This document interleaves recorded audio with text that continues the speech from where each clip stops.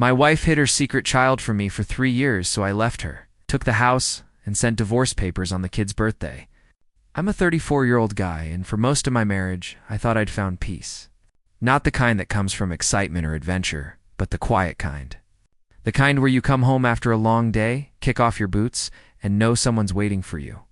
I grew up in a modest neighborhood, the kind where you fix things instead of replacing them, where love wasn't about grand gestures but about staying. So when I met Natalie, I thought I'd hit the jackpot. She was everything I'd never had. Graceful, educated, confident. I still remember the first night I saw her, sitting at a friend's birthday dinner, her laughter cutting through the noise like something pulled from a different world. 2 years later, we were married in a small ceremony, just close family and a few friends. She cried when we exchanged vows, and I remember thinking, I'll spend my life making sure she never has to feel pain again. Our home was nothing fancy, but it was ours. A small 2-bedroom house with chipped paint on the porch and creaky floors that always betrayed your footsteps at night. We built a rhythm: Saturday morning breakfasts with jazz playing low in the background, grocery trips where she'd hum along the aisles, evening walks when the air was cool. She'd hold my hand and lean her head on my shoulder, and I'd swear there wasn't a single thing missing from my life.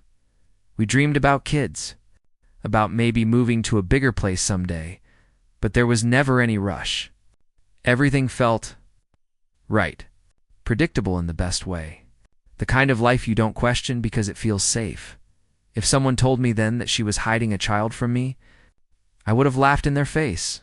It started small, the kind of thing you'd never think twice about at first. One evening, we were having dinner, and her phone buzzed on the counter. Normally, she'd ignore it or check casually, but this time she froze mid-bite, eyes flicking toward the screen like she'd been caught off guard.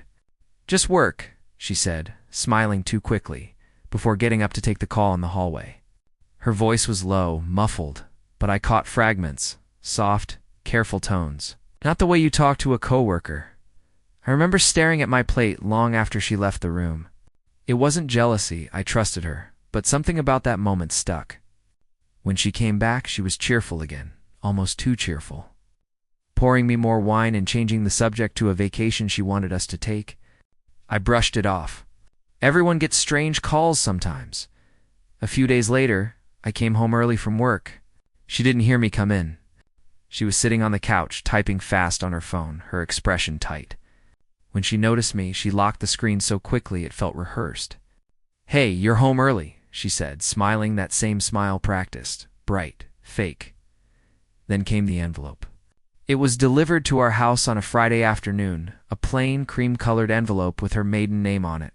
That name hadn't been used since our wedding. I picked it up, confused, but before I could even glance at the return address, she appeared in the doorway and snatched it from my hands. "It's just junk," she muttered, slipping it into her purse like it was radioactive. I wanted to ask. God, I wanted to. But when she looked at me, those calm brown eyes, soft voice, I swallowed my doubts and told myself, every marriage has secrets, just not the kind that destroy everything. A week after the envelope incident, Natalie finally gave me an explanation, or at least something that sounded like one. We were cleaning up after dinner when she sighed and said, "You've been acting weird lately. If you're worried about the phone calls or the mail, it's nothing bad, I promise." Her tone was gentle, rehearsed, almost motherly. Before I could answer, she continued, "There's this mentorship program I joined through work. It's for underprivileged kids. I've been helping one of them, a boy named Eli." Something in her voice softened when she said his name. "He's 6, she added, like that detail was supposed to make it harmless. She told me she'd been buying him school supplies, helping with reading lessons, things like that. I remember feeling this strange mix of pride and guilt. Pride that she was helping someone. Guilt that I'd ever doubted her. I even told her, "That's really kind of you. Nat, you don't have to hide good things from me." She smiled then, that same practiced smile, and leaned in to kiss me on the cheek. But that night, when she went to shower, I noticed something on the kitchen counter. A folded thank you card with a crayon drawing on the front. A stick figure woman holding hands with a little boy. The handwriting was clumsy but clear. Thank you, Mom. I sighed. It said love. Eli. I stood there for what felt like hours, staring at the word Mom over and over until it blurred. The air felt heavy, my chest hollow. When she came out of the bathroom, humming softly, I tucked the card back where I found it and said nothing. I told myself there had to be an explanation, that maybe Eli just thought of her as a mom figure. But somewhere deep down, something darker had started whispering, and that whisper wouldn't stop asking, why does that name feel like a ghost from her past? The truth didn't come crashing down in one dramatic moment. It crept in like a slow leak, quiet and poisonous. One evening, while Natalie was in the shower, her phone lit up on the nightstand. I wasn't snooping. I swear I wasn't, but the preview flashed long enough for me to see the words that stopped my heart. Eli keeps asking when he can meet his dad. My mind went blank. My stomach twisted so hard I thought I'd be sick. I opened the message. The sender's name was Derek, a contact I'd never seen before. My hands shook as I scrolled. Months of texts, dozens of them. They weren't romantic, not in the usual way. But every line carried the intimacy of shared secrets. Thanks for covering the tuition again. Looks just like you in that photo. Tell Eli you're busy this weekend. Message blurred into the next until I couldn't tell if I was reading or hallucinating. I dropped the phone on the bed and just stared.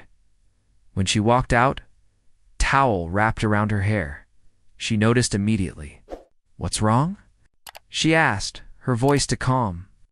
I didn't answer. I just pointed at the phone. Her face drained of color. She stammered something about privacy and boundaries, but I cut her off. Who's Derek? And why is he saying that your kid misses his dad? She froze. The air between us went silent, thick enough to choke on. After a long pause, she said, he's an old friend. You're reading too much into it. I laughed. I actually laughed because I didn't know what else to do. Old friend? I said. Then why does your old friend think I'm his son's father? She didn't answer, just looked at me with wide, trembling eyes. And for the first time since I'd met her, I realized I was staring at a stranger. I wish I could tell you she denied it, that she fought to convince me I was wrong, but she didn't. Natalie just sat there on the edge of the bed, staring at the floor, her fingers clutching the edge of the towel like it was the only thing keeping her grounded. When she finally spoke, her voice was small. Eli is mine, she whispered. He's my son. The room tilted. I couldn't even process the words. Your son? I repeated, my voice cracking. She nodded, tears spilling down her cheeks. I had him before I met you. I was scared you'd leave if I told you. I remember pacing the room, my heart pounding so hard I could hear it in my ears. Every piece of our marriage, every anniversary, every kiss, every I love you started to replay in my head, but distorted, like static over a broken radio. 3 years, Natalie, I said quietly. 3 years, and you never thought I deserved the truth? She sobbed, reaching for me, but I stepped back. You don't understand, she pleaded. I wanted a fresh start. I didn't want to bring that pain into our life. You made me feel safe. I thought if I told you I'd lose that. Her words didn't land as love, they landed as manipulation. Because what she called protection, I saw as betrayal. She hadn't just hidden a secret. She'd rewritten our entire story. I walked outside that night, barefoot, into the cold. The grass was wet, the air sharp, and my chest felt like someone had carved a hole through it. I didn't even take my phone. I just stared at the sky, wondering how a person could share a life with you, sleep beside you, and still hide something that big. When I came back inside, she was asleep, like confessing had somehow set her free. But me. I lay beside her, eyes open in the dark, realizing the woman I loved had been a stranger all along. Asterisk, the next morning, the silence between us was unbearable. She tried to act normal, made coffee, asked if I wanted eggs like the night before, hadn't happened. I couldn't even look at her. I told her I needed time to think, packed a small bag, and left. I spent the day driving aimlessly, ending up parked outside a grocery store, staring at families walking in and out. Mothers holding their kids' hands, fathers lifting toddlers onto their shoulders. All I could think was, she stole that picture from me before I even knew it existed. By evening, I made a decision. If she had lied once, she could be lying again. So I texted the man from her phone, Derek. I didn't say who I was. I just wrote, "Hey, it's Natalie's husband. We need to talk." His reply came almost instantly. Her husband? Then, after a pause, "Wait. She told me you knew about Eli." My hands went cold. We met the next day at a small cafe downtown. Derek was older than me, mid-40s, tired eyes, hands calloused like he worked with tools. When I told him Natalie had hidden Eli from me, he looked just as stunned. "She told me you adopted him," he said quietly, "that you were his legal father now. I thought you two were raising him together privately." We sat there for an hour, unraveling her web. Turns out she'd told both of us different versions of the same lie.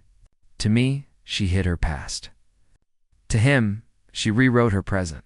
She'd been juggling two lives using my money, his silence, and everyone's trust by the time I left that cafe.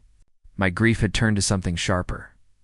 Rage, clarity, purpose. She hadn't just lied to me. She'd lied to everyone, and now I knew exactly how I'd destroyed the world she built on those lies. Once the shock wore off, something inside me shifted. I stopped crying, stopped shaking. Instead, I started watching. I moved back home that week, pretending I wanted to work things out. Natalie looked relieved, almost smugged, like she thought her tears and excuses had done the trick. But every hug felt fake. Every "I love you" tasted bitter. I smiled back anyway. She wasn't the only one who could act. At night when she slept, I began gathering evidence. Phone records, emails, bank statements. What I found made me sick. Transfers labeled donations, recurring payments to Derek's name. Money pulled from our joint account every month, thousands. I realized she wasn't just hiding her son. She was funding her secret life with my income. Every dollar I worked for, every overtime shift, had been keeping her lie alive. One night, I found an old folder in her office drawer labeled Mentorship Program. Inside were photos of Eli's birthday cakes, school plays, drawings signed to Mom. But one detail stopped me cold. In one photo, Eli was wearing a gold bracelet engraved with her initials. She wasn't just visiting this kid. She was living a second life with him. The rage that followed wasn't loud. It was cold, measured, almost surgical. I started recording everything, storing digital copies of every file and transaction. I met with my lawyer quietly, explained everything, followed every step like I was building a trap, and through it all, kept pretending, cooking dinner, kissing her forehead, saying goodnight. Every lie she fed me, I fed back sweeter. Every secret she thought she'd buried, I dug up and documented, because if she could build a double life on my trust, then I'd use the truth to take hers apart, piece by piece, and she'd never see it coming. The longer I stayed in that house, the more it felt like living inside a crime scene. Every corner whispered something different. Laughter that wasn't real, memories that weren't mine. She'd still kiss me goodnight, her lips soft and familiar, but I'd feel nothing. Just emptiness. Every morning, I'd wake up beside her, pretending to be the husband she thought I still was, while inside, I was rotting. One night, she was on a video call in the living room. I walked in quietly, half expecting her to slam the laptop shut, but she didn't. On the screen was a little boy, maybe 6, waving excitedly. "Hi, Mommy," he said. My chest tightened. She froze for a split second before turning the laptop toward the wall. "Go to bed, Eli," she whispered quickly, pretending I hadn't seen. But I had. I'd seen his smile, his eyes brown, just like hers. I didn't say a word. I just walked into the kitchen and stared at the sink, gripping the counter so hard my hands went white. That was the moment it hit me. She was never going to tell me. Not next month, not next year, not ever. She would have let me grow old beside her, die believing a lie. Later that night, I sat in my car outside our house, the engine off, the cold seeping through the windows. I couldn't cry anymore. Couldn't even scream. I just stared at our front door, realizing it wasn't home. It was her stage, and I'd been the fool who built it for her. By morning, I packed a small bag, grabbed my documents, and left without a note. I didn't slam the door. I didn't even look back. I told myself I was walking away to protect my sanity, but deep down, I knew I was only stepping back to strike harder later. For the first few weeks after leaving, I stayed with my friend Mark, the only person who knew something was wrong, though even he didn't know how deep it went. I told him I just needed space, that my marriage was complicated. What I didn't say was that I was building the slowest, most calculated revenge of my life. I spent days combing through files, statements, emails, every shred of proof I had gathered. My lawyer helped me organize everything into a neat little folder that told the full story, the lies, the transfers, the emotional fraud. He looked at me across his desk and said, "You could take everything, you know that, right? The house, the assets, even legal damages." The idea didn't sit easy at first. I wasn't the kind of man who wanted to destroy someone. But every time I saw her name on a document, every time I remembered that little boy calling her mom, it reminded me she'd already destroyed me, piece by piece, and smiled while doing it. So, I stopped thinking emotionally and started moving strategically. I transferred our joint savings into a private account under legal counsel, froze credit cards, and filed paperwork to shift the property title temporarily to protect marital assets. She didn't even notice. She was too busy living her other life, too confident that I was broken and gone. I played the role perfectly. I called her occasionally, told her I was just sorting things out and might come home soon. She bought every word. I needed her calm, unsuspecting, predictable. Because the truth is, revenge doesn't work when they see it coming. Every signature she'd ever written, every lie she'd ever told, was now turning into ammunition. And when I was done gathering the last piece, I promised myself one thing. I wouldn't just leave her. I'd make sure she remembered me every time she looked at the life she built on my back and realized it was collapsing in her hands. It took nearly 2 months of quiet preparation before everything was ready. My lawyer and I moved in silence, signing papers in coffee shops, filing motions online, scheduling court submissions at odd hours so nothing could trace back to her until it was too late. The morning I finally went back to the house, I wasn't nervous. I was calm. The kind of calm that comes when pain burns itself out and turns to focus. When she opened the door, she looked surprised, then relieved. "You came back," she whispered, throwing her arms around me. I hugged her back, steady and composed, and said, "Yeah. I think it's time we start over." She smiled through tears, believing every word. For the next few weeks, I played my part. Dinner dates, morning kisses, casual conversations about our future. She thought I was healing. In reality, I was finalizing the divorce behind her back and transferring every legal right to the property into my name. The timing couldn't have been more poetic. On Eli's birthday, the day she posted photos of balloons and cupcakes with captions like, "So proud to be your mom," a courier arrived at her office with an envelope. Inside were the divorce papers, a full list of asset transfers, and my note, "You built your life on lies. I just gave it back to you without me in it." That night, I drove past the house one last time. The porch light was still on, the same one I'd installed when we first moved in. I could see her shadow pacing through the window, phone pressed to her ear, panic written in every movement. But I didn't stop. I didn't even slow down. That house wasn't ours anymore. It was mine, and it would always remind her of the truth she buried beneath it. She'd built her world on deception, and I'd buried it in documentation. The next morning, she showed up at my office. Her makeup was smeared, her hair a mess, and her hands trembling as she slammed the divorce papers onto my desk. "You blindsided me," she yelled, her voice cracking. "You can't just destroy my life like this."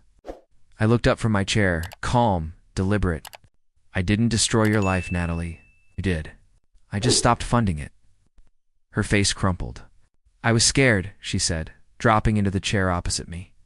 "I didn't want to lose you. I didn't know how to tell you about Eli." Her tone softened, desperate now. "I love you. You're my husband. We can fix this asterisk." I cut her off. "No, Natalie. You love control. You loved the version of me that never questioned anything, that kept paying the bills while you played house somewhere else. She tried to grab my hand, but I pulled it away. The silence stretched between us until she whispered, "Please, don't do this. Don't ruin everything." I leaned forward, my voice low but steady. Everything was already ruined. You just didn't notice until the lights went out. Slid a folder across the table. Bank transfers, text messages, photos, everything. This is what you built. Lies, manipulation, theft. You didn't just cheat emotionally. You lived a double life on my name. Her eyes darted across the pages, widening as the full picture hit her. You planned this," she said, her voice trembling. I nodded. "From the moment you told me about Eli."